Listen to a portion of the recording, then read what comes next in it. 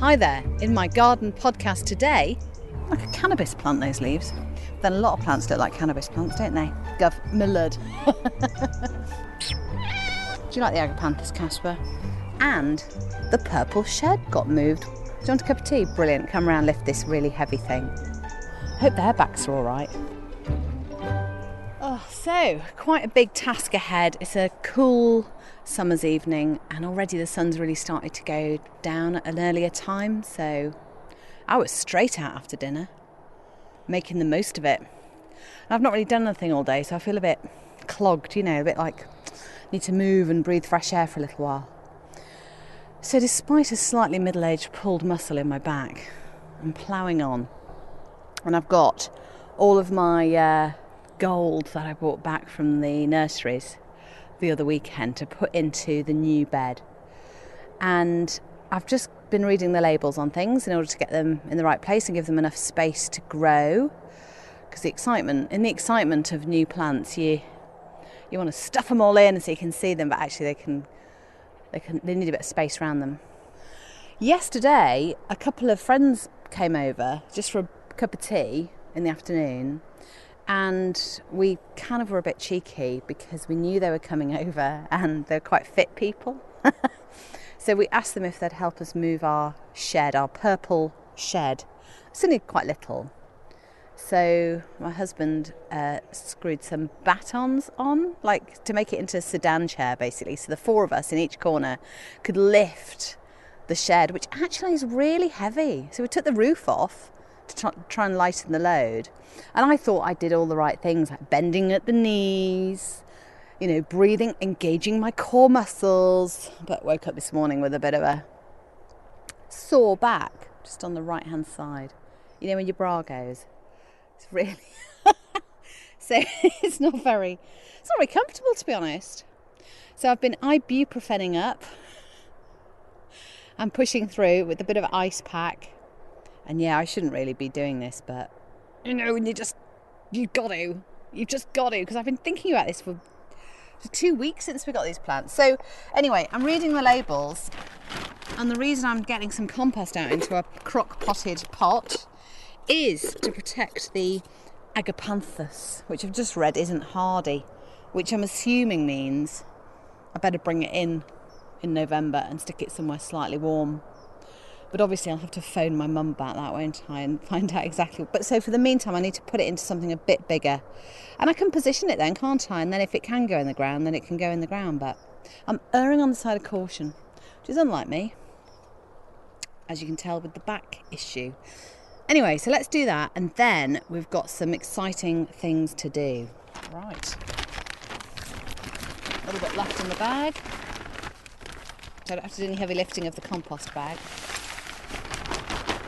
There we go. Oh, I'm not using any perlite. What will Delia say? That's my mum. Mum, what will you say about that? Oh, risking it. Right. So agapanthus. It's very decorative. Very, very tall, long, thin stems with absolutely no growth off them until you get to the very top of the stem, and there's an explosion pom-pom, bauble, purple and lilac plants on this particular one, and they're very pretty, very dramatic, and structurally quite tall, so you can put bedding plants in front of them. Oh my god, roots on that. Woodlouse, don't need you, thanks. Blimey, that looks like a whole bag of spaghetti. Right, I wonder if it might need a bigger pot, but that's for another day, isn't it? There's only so much you can do. And I've put too much... Oh, hello, Casper. Oh, hello. Do you like the agapanthus, Casper? Can I eat it? He wants to know. Can I eat the green? Oh, just whacked myself in the face with it. So that's going in. This new bed. It's very exciting having a new bed because you don't have to clear out the old stuff before you replant, can you? It's like a blank canvas. I like that. This bed is cut out of lawn to divide the garden up in the top third of the garden, we're going full greenhouse complex. And again, this is totally new, not been done before, was a blank canvas football pitch, needs something. So over the weekend we laid the I didn't touch it. My other half, Steve, laid the foundations alongside three teenagers helping him mix cement. So we've got a really strong foundation for the greenhouse, and we're going to have 3 veg boxes and the purple shed, which got moved with the help of Elaine and Rowan. Brilliant. Thank you, Elaine and Rowan.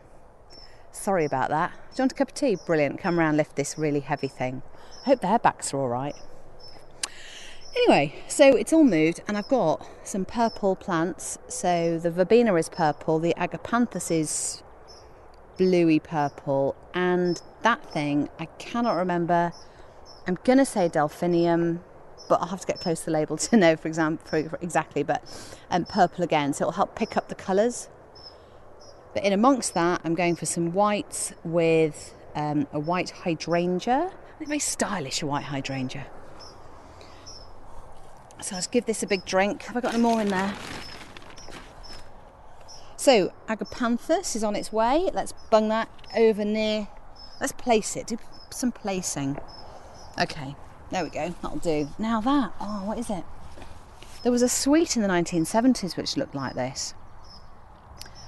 Japonica Washington, it's called, an astebe, and it doesn't grow very high, about 60 centimetres, according to the label. And it's spiky and gives architectural feature, draws your eye in. Lots of pipe cleaner type sticks coming off the tops of that with nice attractive leaves. Like a cannabis plant, those leaves. Then a lot of plants look like cannabis plants, don't they? Millard.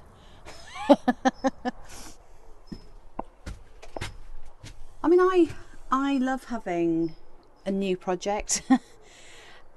Something that will be creative and create and produce stuff.